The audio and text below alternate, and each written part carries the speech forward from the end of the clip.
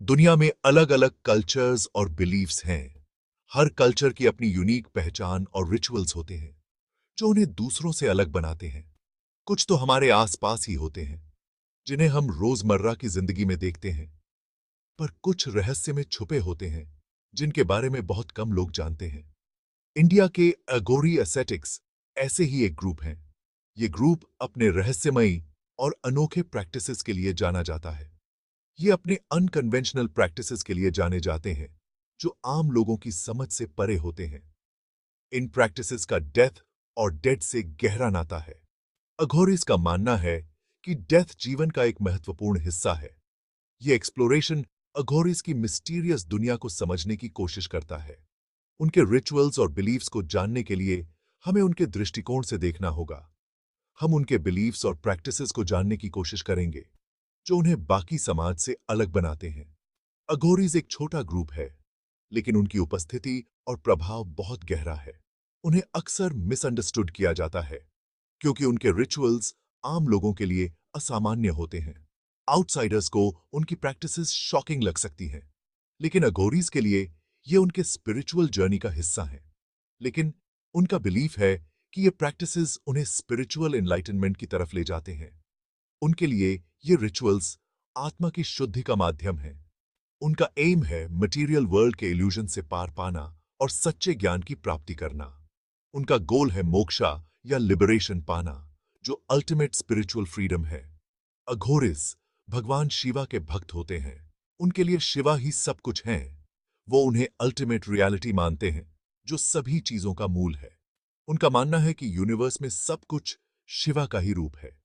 हर चीज में शिवा की उपस्थिति है। इसमें डेथ और डिके भी शामिल हैं। उनके लिए ये जीवन के चक्र का हिस्सा है।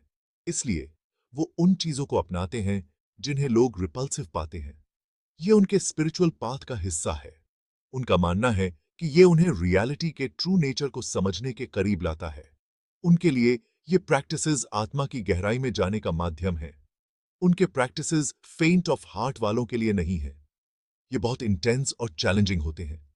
ये सोसाइटल नॉर्म्स को चैलेंज करते हैं और समाज के स्थापित मान्यताओं को तोड़ते हैं। लेकिन ये लाइफ, डेथ और the nature of the divine पर एक यूनिक पर्सपेक्टिव देते हैं। उनके लिए ये जीवन का एक नया दृष्टिकोण है। आइए अघोरिस की दुनिया में थोड़ा और गहराई से उतरते हैं। उनके रहस्यमयी और अनोखे प्रैक्टिसेस को समझने की कोशिश करते हैं। हम उनके मिस्टीरियस वेज को समझने की कोशिश कर सकते हैं जो हमें एक नई दृष्टि और समझ प्रदान करेंगे। अघोरी एसेटिक्स का क्रिमेशन ग्राउंड से गहरा नाता है। ये वो जगह होती है जहां हिंदूज अपने मृतकों का क्रिमेशन करते हैं। अघोरीज का मानना है कि क्रिमेशन ग्राउंड्स पावरफुल जगहें होती हैं। यहां लिविंग और डेड के बीच का वेल पतला होता है। वो इन ग्राउंड्स में अपने रिचुअल्स परफॉर्म करते हैं। उनका एम वहां मौजूद एनर्जी को टैप करना होता है। सबसे स्ट्राइकिंग अघोरी प्रैक्टिसेस में से एक है क्रिमेशन ऐश का यूज। वो इस ऐश को अपने शरीर पर लगाते हैं। उनका मानना है कि ये उन्हें प्योरीफाई करता है। ये ऐश फिजिकल बॉडी की इम्पर्मनेंस को रिप्रेजेंट करता है। ये एक रिमाइंडर है कि डेथ निश्चित है। अघोरिस कॉर्प्सेस पर भी मेडिटेट करते हैं। उनका मानना है कि डेथ पर मेडिटेट करना उन्हें इससे होने वाले फियर को ओवरकम करने में मदद करता है। वो डेथ को लाइफ का एक नेचुरल पार्ट मानते हैं। ये बीइंग के एक स्टेट से दूसरे स्टेट में जाने का ट्रांजिशन है। डेथ को डायरेक्टली कन्फ्रंट करके उनका एम उससे जुड़े फियर और इग्नोरेंस को ट्रांसेंड करना है। क्रिमेशन ग्राउंड रिचुअल्स अघोरी पाथ का एक इंटीग्रल पार्ट है।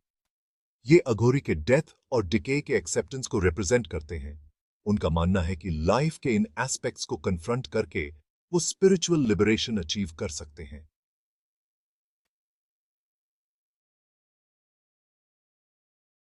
ह्यूमन स्कल अघोरी रिचुअल्स में एक प्रोमिनेंट प्लेस रखता है। इसे डेथ या फियर का सिंबल नहीं माना जाता है। इसकी जगह ये सोल के वेसल को रिप्रेजेंट करता है। ये फिजिकल बॉडी की इम्पर्मनेंस और सोल के इटर्नल नेचर का रिमाइंडर है। अघोरिस ह्यूमन स्कल्स को अलग अलग रिचुअल्स में यूज करते हैं। एक ऐसे रिचुअल में स्कल को खाने और पीने के लिए बोल की तरह यूज किया जाता है। ये प्रैक्टिस डिसरिस्पेक्ट करने के लिए नहीं है। ये लाइफ और डेथ के सभी एस्पेक्ट्स को एक्सेप्ट करने का एक सिंबॉलिक एक्ट है। उनका मानना है कि स्कल से खाना कंज्यूम करके वो अपने अवर्जन्स और अटैचमेंट्स को कन्फ्रंट कर रहे हैं। स्कल को मेडिटेशन के लिए एक टूल की तरह भी यूज किया जाता है। अगोरी स्कल पर मेडिटेट करके खुद को वर्ल्डली डिजायर्स और अटैचमेंट से अलग करते हैं।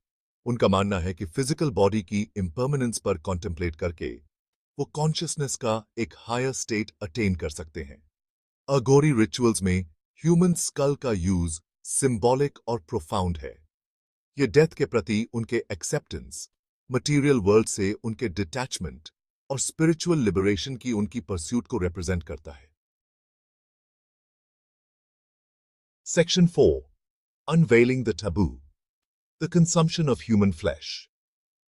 The Agori practice, जो अक्सर सबसे ज्यादा शॉक और डिस्गस्ट पैदा करता है, वो है ह्यूमन फ्लैश का कंजम्पशन। ये प्रैक्टिस, जिसे कैनिबलिज्म कहा जाता है, लगभग हर कल्चर में टैबू है। कैनिबलिज्म का कॉन्सेप्ट ही लोगों के मन में एक डीप सीटेड फियर और रिपल्शन पैदा करता है। ये प्रैक्टिस, जिसे कैनिबलिज्म कहा जाता है, लगभग हर कल्चर में टैबू है। हालांकि अगोरीज के लिए ये एक डीपली स्पिरिचुअल प्रैक्टिस है, जिसका एम सोशल बैरियर्स को तोड़ना और अल्टीमेट ट्रूथ को रियलाइज करना है। उनके लिए ये एक साधना है जो उन्हें हायर स्पिरिचुअल प्लेन तक पहुंचने में मदद करती है। अगोरीज का मानना है कि सभी बीइंग्स डिवाइन के ही मैनिफेस्टेशंस हैं। उनके लिए हर जीव में एक डिवाइन स्पार्क होता है जो उन्हें एक हायर कॉन्शियसनेस से जोड़ता है। वो एक लिविंग ह्यूमन और एक कॉर्प्स में डिफरेंस नहीं करते हैं। उनके लिए फिजिकल बॉडी सिर्फ एक टेम्पररी वेसल है। उनका मानना है कि ट्रू सेल्फ फिजिकल बॉडी से परे है। ये बिलीफ उन्हें फिजिकल और स्पिरिचुअल रेल्म्स के बीच बैलेंस बनाने में मदद करता है। ह्यूमन फ्लैश को कंज्यूम करके वो प्योरिटी और इम्प्योरिटी के सोशल कॉन्स्ट्रक्ट्स को चैलेंज करते हैं। ये एक्ट उन्हें सोसाइटल नॉर्म्स से ऊपर उठने और एक हायर ट्रूथ को समझने में मदद करता है। उनका एम फिजिकल फॉर्म से परे देखना और सभी बीइंग्स के अंदर डिवाइन एसेंस को रिकॉग्नाइज करना है। ये प्रैक्टिस उन्हें एक डीपर स्पिरिचुअल अंडरस्टैंडिंग और एनलाइटनमेंट की ओर ले जाती है। ये ध्यान रखना जरूरी है कि ह्यूमन फ्लैश का कंजम्पशन अगोरिस के लिए कोई कैजुअल एक्ट नहीं है। ये एक डीपली रिचुअलाइज्ड प्रैक्टिस है जो स्पेसिफिक कंडीशंस में और डीप स्पिरिचुअल इंटेंट के साथ किया जाता है।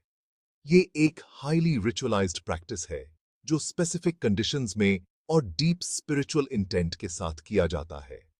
ये एक्ट उन्हें अपने स्पिरिचुअल जर्नी में आगे बढ़ने में मदद करता है। उनका मानना है कि इस टैबू को कन्फ्रंट करके वो अपनी मॉर्टैलिटी और अपने परसेप्शन की लिमिटेशंस को कन्फ्रंट कर रहे हैं। ये प्रैक्टिस उन्हें लाइफ और डेथ के साइकिल को समझने में मदद करती है। हालांकि कैनिबलिज्म का प्रैक्टिस ज्यादातर लोगों को समझना मुश्किल लगता है। ये एनलाइटनमेंट के लिए अगोरी पाथ का एक इंटेग्रल पार्ट है। ये उन्हें एक हायर स्टेट ऑफ कॉन्शियसनेस तक पहुंचने में मदद करता है। ये एनलाइटनमेंट के लिए अगोरी पाथ का एक इंटेग्रल पार्ट है। ये प्रैक्टिस उन्हें अपने स्पिरिचुअल गोल्स को प्राप्त करने में मदद करती है। ये सोशल नॉर्म्स को ट्रांसेंड करने, अपने डीपेस्ट फियर्स को कन्फ्रंट करने और सभी बीइंग्स की यूनिटी को रियलाइज करने की उनकी कोशिश को रिप्रेजेंट करता है। ये प्रैक्टिस उन्हें एक हायर स्पिरिचुअल प्लेन तक पहुंचने में मदद करती है। Section 5. Bone Marrow. The Agori Perspective on Life and Death. Agori tradition में बोन मैरो का एक स्पेशल सिग्निफिकेंस है। ये सिग्निफिकेंस सिर्फ फिजिकल नहीं बल्कि डीपली स्पिरिचुअल भी है। इसे लाइफ का एसेंस माना जाता है और ऐसा माना जाता है कि इसमें पावरफुल स्पिरिचुअल एनर्जी होती है। Aghoris believe that bone marrow holds the very essence of life, a potent spiritual energy that transcends the physical realm. Aghoris का मानना है कि बोन मैरो खासतौर पर ह्यूमन कॉर्प्स से कंज्यूम करने से उन्हें स्पिरिचुअल पावर मिल सकती है और वो डिवाइन के करीब आ सकते हैं। ये प्रैक्टिस उन्हें डिवाइन के साथ एक गहरा कनेक्शन बनाने में मदद करता है। अगोरिस डेथ को एंड नहीं बल्कि एक ट्रांजिशन मानते हैं। उनके लिए डेथ एक नए जर्नी की शुरुआत है। उनका मानना है कि डेथ पर सोल शरीर छोड़ देती है और फिजिकल शेल को पीछे छोड़ देती है। ये फिजिकल शेल या शरीर एक टेम्पररी वेसल है। हालांकि बोन मैरो को फिजिकल और स्पिरिचुअल रेल्म्स के बीच एक कॉन्डुइट माना जाता है।